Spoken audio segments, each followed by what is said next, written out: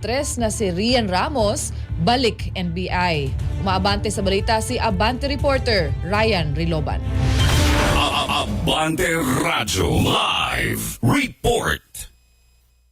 Bea, dito nga tayo sa may tanggapan ng National Bureau of Investigation sa may Pasay City kasi muling nagtungo dito nga sa NBI ang personal assistant at driver ng aktres na si Rian Ramos. Kahapon, matatandaan Bea, pumunta si alias Totoy kasama si Volunteers Against Crime and Corruption President Arsenio Boy Evangelista para formal na sampahan ng reklamo si Rian at ang aktres at beauty queen na si Michelle D at isa pang beauty queen na si Samantha Palillo.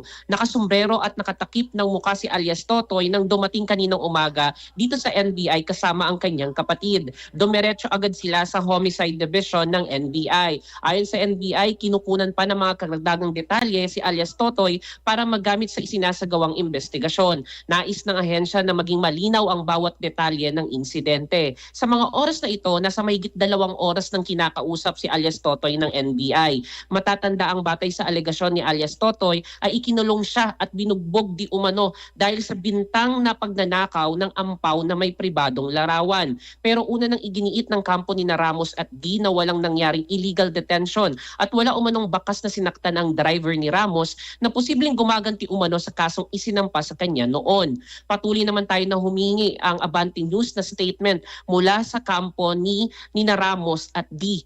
Bea, sa Kapaulo, ang tanong naman kung iimbitahan ng NBI ang kampo ni Michelle D at Rian Ramos para magsagawa ng investigasyon o hinggil kung bibigyan ba sila ng sabina kakatapos lang ng presko ni NBI spokesperson Attorney Palmel Malyari.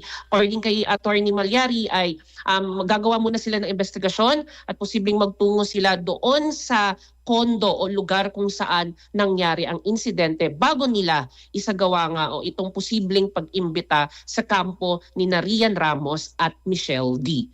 Yan munang update. Ako si Ryan Riloban. Abante.